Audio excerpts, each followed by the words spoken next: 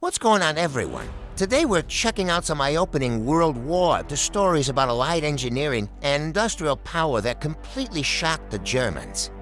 The title says German engineers couldn't believe what the Allies had built underground, and we're looking at the massive scale of American production and the insane deception operations that helped win the war.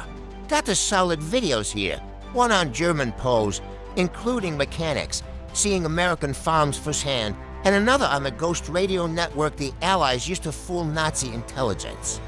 These highlight production superiority and smart engineering tactics. Let's jump in. First video drops us right into 1944. A German POW who's an agricultural mechanic gets assigned to a farm in Minnesota. Nazi propaganda told him America was weak and poor. Instead, he walks into a barn and sees 3 modern tractors on one single-family farm, John Deere models, with electric starters, lights, and advanced features. Think about that. In Germany, even before the war, a lot of farming still relied on horses. The German army used millions of horses for transport and logistics. Over 2.5 million at the start. And hundreds of thousands during the invasion of the Soviet Union. They were pulling artillery with animals from occupied countries. Here in America, one farm has multiple tractors doing the work of many men. The POW's hands are shaking as he touches the machinery back home. Tractors were rare and often cobbled together due to shortages in the US. There are self-propelled combines, mechanical pickers, equipment on another level. Later in the POW camp, the guys are talking.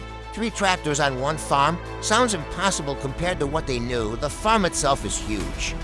Hundreds of acres handled by basically a family plus some help and machines in Germany. That size would need way more workers. This moment shatters the propaganda for them.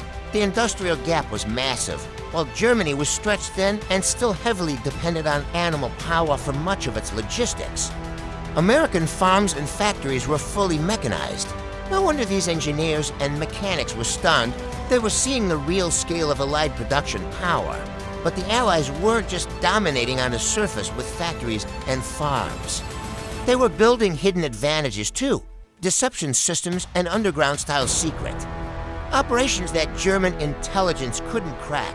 The second video covers Operation Fortitude and the ghost army created with radio signals. The Allies needed to convince the Germans that the main invasion force was still waiting at Pas-de-Calais, not Normandy. So they built a fake army out of radio waves. Signals teams sent Morse code messages for fake divisions, fake headquarters, and fake tank units. An entire army group with over 1 million men that didn't exist. German intelligence was excellent at radio analysis. They could identify individual operators by their unique tapping style, called the fist, and track entire unit patterns from transmission rhythms and schedules. The Allies matched that. Exactly hundreds of coordinated transmitters creating realistic traffic, logistics requests, reports the full chaotic flow of a real army. Placement was careful to avoid detection. One mistake, like a real signal crossing over, and the whole thing collapses, but they made it work. This kept German panzer reserves held back for weeks after D-Day, waiting for an attack that was never coming. The deception helped the Normandy landings succeed. It's a masterclass in engineering under pressure. Invisible networks and psychological warfare that felt like something built underground or in the shadows. Together, these stories show how Allied industrial might on the farms and factories, combined with brilliant deception, overwhelmed the Axis. German engineers and analysts seeing this abundance, and these radio ghosts had their worldviews shattered. These aren't just battle stories. They're about the hidden engineering and production edges that decided the war.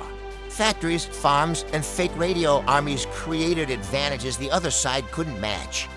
What do you think was the biggest factor in these stories? Drop your thoughts in the comments. If you want more military history, engineering breakdowns, or other reaction content, let me know. Like and subscribe for more. Check the description for sources and links. This is for commentary and education under fair use. Catch you in the next one. Peace.